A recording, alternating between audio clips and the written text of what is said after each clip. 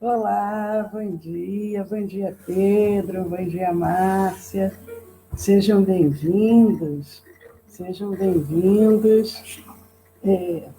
Parece que ele tá inclinado, não está não?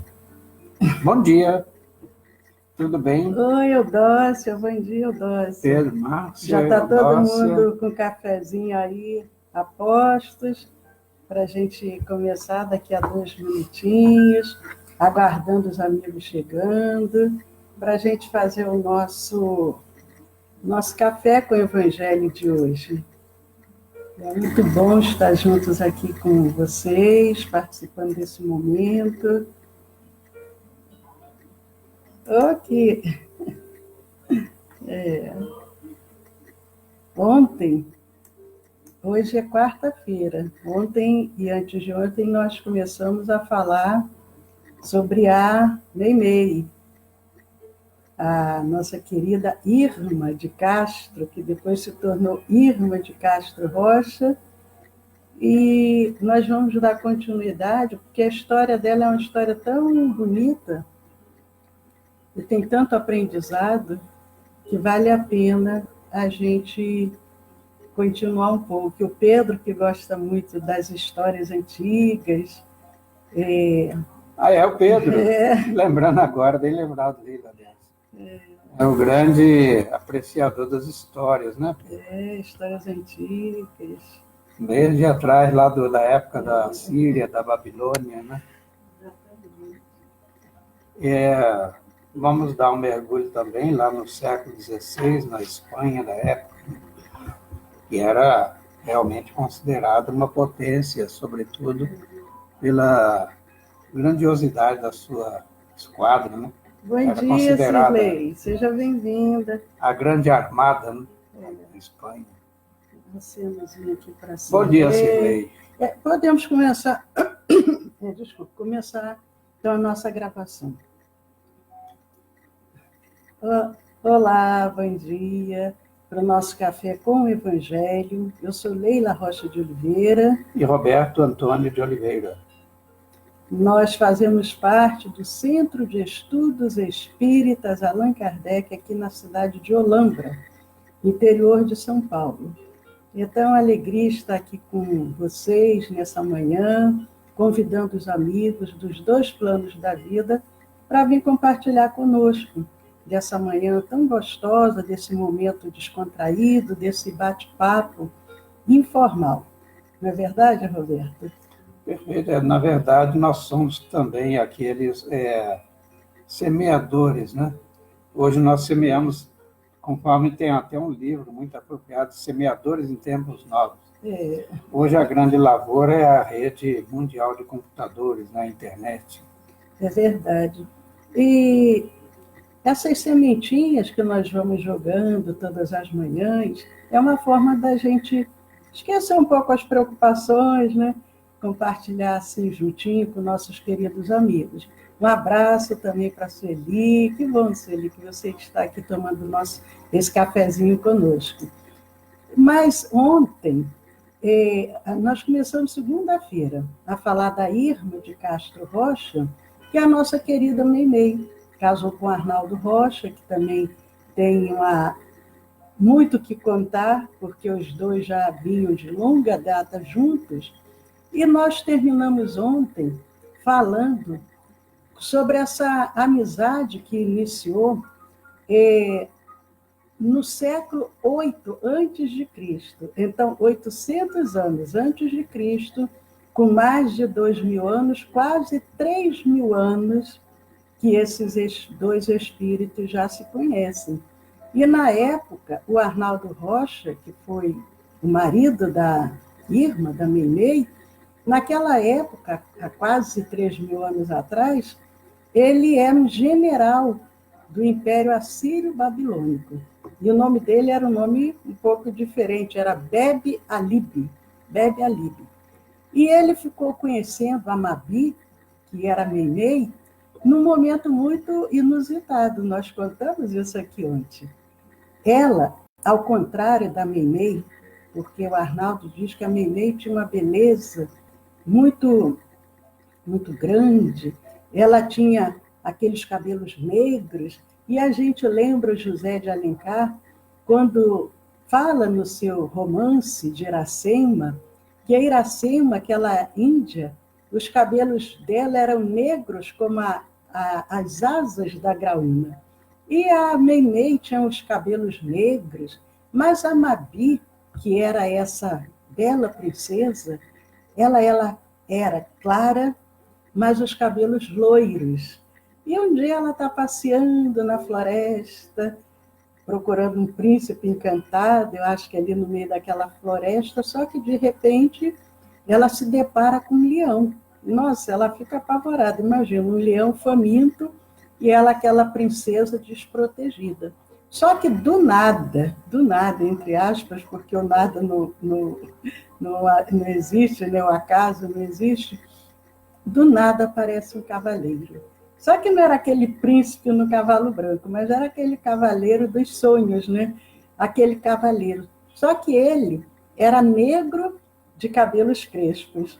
Então, o inverso da Mabi, que era loura, branca, clara, de cabelos louros. E ele, um hábil guerreiro, era um general, ele consegue dominar aquele leão. Então, a partir daquele momento que ele salva aquela mulher belíssima, ela se torna uma musa inspiradora na trajetória espiritual do Arnaldo Rocha, na atualidade. Então, a gente vê, né? Nada acontece por acaso. Quase 3.000 anos, esses dois espíritos já nesses encontros e reencontros. E aí, Roberto, o que você gostaria de comentar a partir daí? Na verdade, a narrativa, isso apoiado naquela didática, não a maneira de contar, né, muito prosaica, né, do Arnaldo Rocha, e ela mais ou menos como aqueles filmes, né? E às vezes o final está no início das primeiras cenas. Depois ele vai adiante, depois volta no meio, então vai ser tecendo aquela trama. E nessa narrativa que foi legada pelo Arnaldo Rocha, né, e transcrita pelo Carlos Alberto Braga, ele faz isso. Então, estávamos lá no Império Babilônico, né, Lê? Isso. Na época, e esse general, eu gosto também dos seus eufemismos, viu, Lê? Você disse que ele livrou ela, né? Na verdade, ele matou, foi a fera mesmo. Mas, enfim. Então, mas nós vamos agora voltar ao século XVI. Né? Vamos dar um salto aí. Já passamos.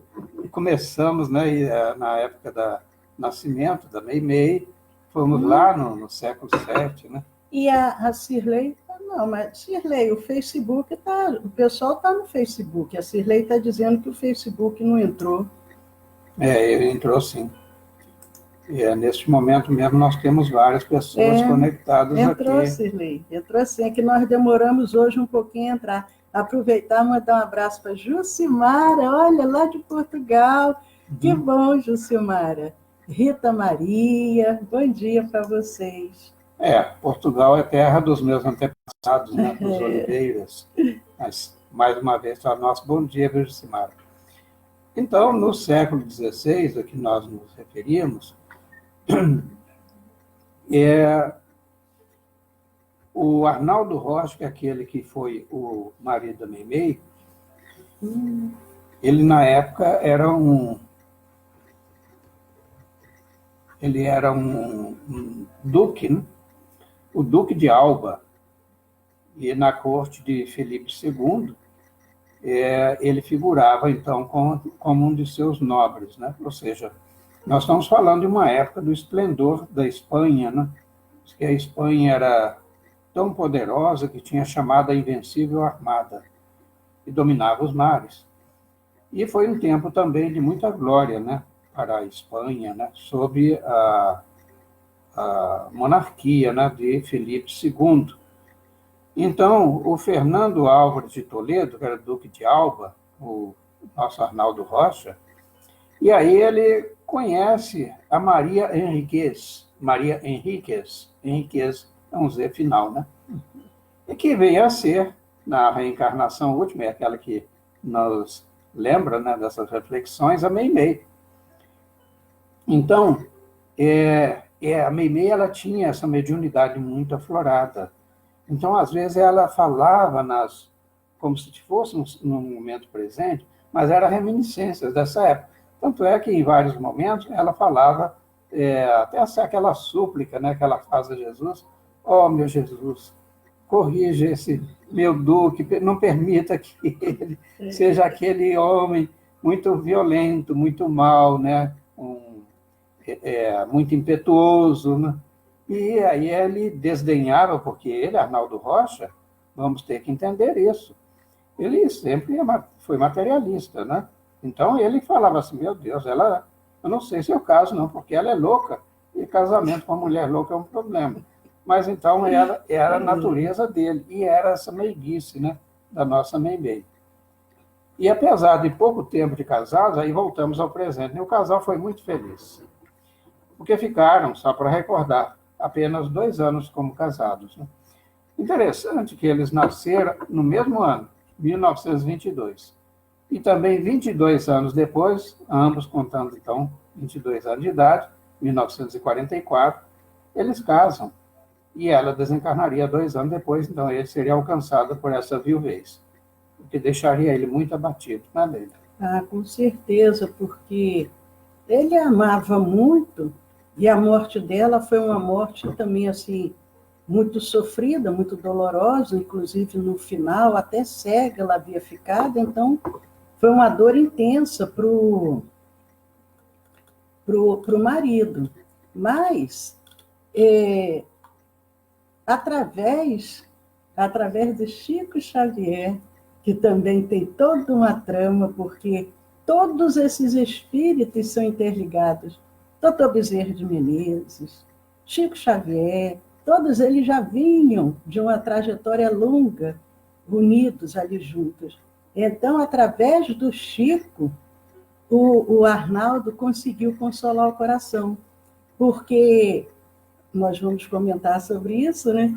Ela trouxe muitas cartas mediúnicas através da mediunidade do Chico, para consolar o coração do Arnaldo, porque logo que ela desencarna, o Arnaldo, que era aquele atleta que nós comentamos, era lutador de jiu-jitsu, ele emagreceu cerca, assim, logo no primeiro mês, cerca de uns 15 quilos, porque ele ficou muito abatido com aquela separação. Ainda mais ele jovem, materialista, apaixonado por aquela mulher tão bela, e ela desencarnar de uma forma assim tão sofrida, foi um baque muito grande para ele. Então, não sei o que o Hugo Roberto aí gostaria de comentar um pouco mais com relação à nossa querida Meimei. Falamos de vários personagens, né? Citando Chico, Arnaldo Rocha, Meimei, Bezerra de Menezes. Então, essa, vamos chamar, família espiritual, elas vêm de longa data. Nós fomos ver, por exemplo, o romance mediúnico, né, de autoria do Espírito Emmanuel, que é o Ave Cristo. Vamos ver eles ali, né? Você tem o Tassiano, tem o Corvino e vários outros personagens, e de longa data. Vamos combinar o seguinte: as famílias consanguíneas, elas são importantes, mas muito mais importantes são as famílias espirituais, porque esses laços são desprendidos, são sem peias, né? Porque muitas vezes as reencarnações, ou seja, aquelas famílias que temos pelos laços da consanguinidade, são frequentemente, não se espantem com isso, são frequentemente aqueles espíritos, irmãos, com quem ou nós estamos endividados ou que foram, de certa forma, muitas vezes os nossos algozes. Posto isso, então a estratégia de que Jesus se serve são famílias, equipes, né? Vamos assim chamar, famílias espirituais. Por exemplo, vamos citar apenas para reflexão algumas. A Meimei, ela teria sido já no século XIV a Gisele de Borgonha, comprometido com Fabiano d'Alger, que era o Arnaldo Rocha. E ainda ele, Cecile, no século XII, esposa de Luiz de Bouillon, o Arnaldo Rocha. Vamos entender o seguinte, esse Bouillon, ou Bulhões, ele foi um dos empreendedores das cruzadas, né, de tão triste memória na história do cristianismo, né, com aquela, não vamos desviar, mas para libertar a Terra Santa dos infiéis. O propósito era bem outro, a gente já sabe pela história, né? Então, ela estava também ao lado de Felipe I, falamos do Felipe II também, ao lado de Felipe I, que era o Hermoso de Flandres. Agora é interessante que nem sempre ela veio como esposa. Então, teve reencarnações que ela veio como prima, e teve uma reencarnação no século XVIII, na Rússia, que ela é chamada Telena, linda e muito amada, como sobrinha do poderoso general, mais uma vez, por isso que a Meimei tinha tanta necessidade de frear aquele ímpeto daquele homem, porque ele era muito arrogante. Então, ele era um general russo no século XVIII, era o Ivanovich, uma coisa assim, né? Potemkin, que era o Arnaldo Rocha. Então, nessa reencarnação no século XVIII, ela vem como uma sobrinha que era muito querida desse general.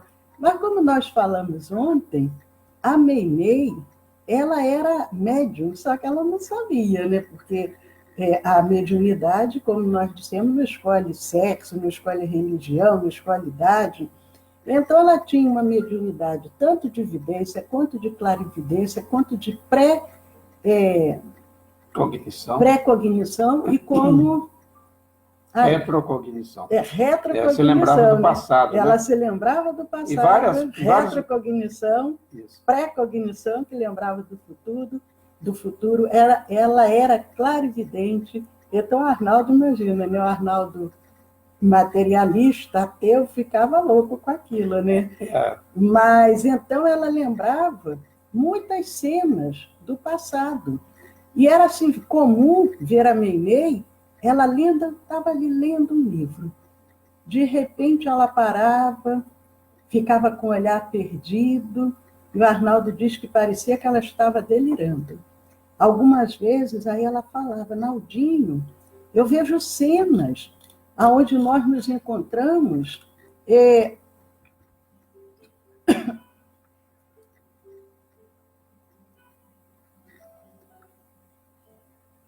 como nós... Aguardar um minutinho. Não quer continuar a gravar? O cartão está cheio. Continuando. Então, como ela, às vezes, comentava com o Arnaldo, dizia assim, Naldinho, eu estou percebendo cenas que aconteceu em determinada época. E aí ela dizia qual era a cidade. Aí o Arnaldo, como não sabia lidar com aquilo, né, dizia assim, saía fora da conversa, né? É igual às vezes certas pessoas, quando a gente vai falar sobre o mundo espiritual, sobre que a vida continua, sobre a reencarnação. Vamos mudar de assunto. Então, ele ficava assim, né? Porque ele achava, morreu, acabou. Então, que conversa é essa que ela lembra, né? Dos momentos de outras existências. E então, era muito interessante, né? É interessante também, Leila, só aproveitando esse seu comentário, os espíritos que têm muitas vezes um passado delituoso, um passado difícil, né? Eles procuram, de certa forma, refrear essas lembranças, porque elas não lhes são agradáveis. O contrário, entretanto, ocorre. Quando nós não temos bloqueio, ou seja, a nossa consciência está leve, né? E aí, então, o que ocorre? Aí nós temos facilidade de lembrar o nosso passado. Veja bem, essa facilidade não é gratuita, é conquista. E é da lei também, porque frequentemente, não sempre, mas frequentemente, quando nosso passado não nos honra, até em defesa de nós mesmos, então Essas memórias, elas são temporariamente obnubilada, nuviada, nevoada, você tem um véu sobre isso aí. Quando é para recordar como processo de facilitação da nossa caminhada, então essas recordações fluem. Como a Leila colocou, também tem aí um viés chamado mediunidade. Exatamente. Por outro lado, durante o nosso sono, a gente sonha. E o sonho, ele tem vários tipos de sonho. Nós podemos sonhar com coisas da preocupação do dia, nós podemos sonhar com irmos ao mundo espiritual, reencontrarmos amigos desencarnados, podemos encontrar com amigos encarnados, podemos encontrar, inclusive, com pessoas que não conhecemos, encarnadas, e que depois, no futuro, a gente encontra com aquela pessoa. Mas nós podemos também ter o sonho voltando ao passado, reencontrando aqueles amigos do passado, aqueles lugares do passado. Só que a Meimei, ela não era através do sonho, era acordada, né? Ela se desligava-se um pouco, entrava num estado de alteração de consciência. O doutor Sérgio Felipe de Oliveira, ele diz que a cada 90 minutos, nós entramos nesse estado alterado de consciência. Então, a Meimei, com essa facilidade que ela tinha da mediunidade, ela se desdobrava ali naquele momento. Mas aí, Roberto, muito interessante, e é verdade. Recordamos também que a Meimei, ela tinha uma criatividade, ela gostava de teatro, teatralizava muito, até com coisas corriqueiras, né? Por exemplo, alguém muito doente ou portador de uma enfermidade de longo curso ou uma limitação física, era impossível que este enfermo não se alegrasse na presença dela, porque ela apoiava-se, inclusive, nas próprias limitações do seu amigo doente, podia não ser nem conhecida, mas então ela ganhou fama por conta disso. Era muito vivaz, então ela fazia com que aquela pessoa que estava ali muitas vezes acabrunhado, deixando-se dominar por uma depressão, ela se levantasse. Caramba, porque muitas vezes as nuances das doenças, das dores, que nos mutilam, nos limitam, né? Às vezes nos encarceram, elas são... fazemos uma leitura até que alguém chegue e faça uma releitura. E as pessoas, então, no lado passivo, doente, né, enfermo, eu nunca tinha imaginado, nunca tinha pensado sobre esse ângulo. E a Meimei, ela tinha muito dessa facilidade de levantar os chamados caídos mesmo, né? Caído no desânimo, na depressão, nas angústias. Conta-se que era impossível ficar triste perto dela, apesar dela ter suas próprias dores, conforme já narramos. Quer falar alguma coisa sobre as doenças dela? Não, nós já comentamos aqui. Sim, no nosso primeiro encontro, né? Tem uma pessoa que não... Porque ela teve um problema de saúde e, com isso, acarretou uma série de consequências, de lesões. Então, ela ficou com problemas nos rins e aquilo foi cada vez piorando mais. Ela fez uma cirurgia de amígdala mal sucedida. Então, a consequência dessa... Era uma nefrite crônica. Né? E aí a consequência da doença acabou com a perda da visão dela. Então, nesse período que ela já estava bem enferma, ela começou a ver a avó, que já havia desencarnado, a avó Mariana, que vinha sempre visitá-la. Então, a avó dizia que em breve levaria ela para a alba dos céus. Porque o que seria a alba? No século XVI, ela casou, ela era Maria Henriques, e ela casou no século XVI com o Duque de Alba, que era o atual Arnaldo Rocha. E naquela época, inclusive, ela tratava ele por Naldinho, já no século XVI. Então, a avó diz que em breve levaria ela para viajar na alva dos céus. E quando ela falava isso com o marido, ele ficava assim, né, assustado, achava que ela estava delirando, não dava muita confiança. Aliás, foi na véspera dela desencarnar que ela teve esse encontro em desdobramento, né? Pelo sono. Ela teve em alguns momentos, e na véspera, a avó vem e avisa ela que iria levá-la no dia seguinte, e ela avisa o Naldinho. Naldinho, a vovó Mariana disse que amanhã eu estou partindo. E ele fica entre assustado, meio temeroso, né, meio impactado com aquilo, e ela acaba realmente desencarnando.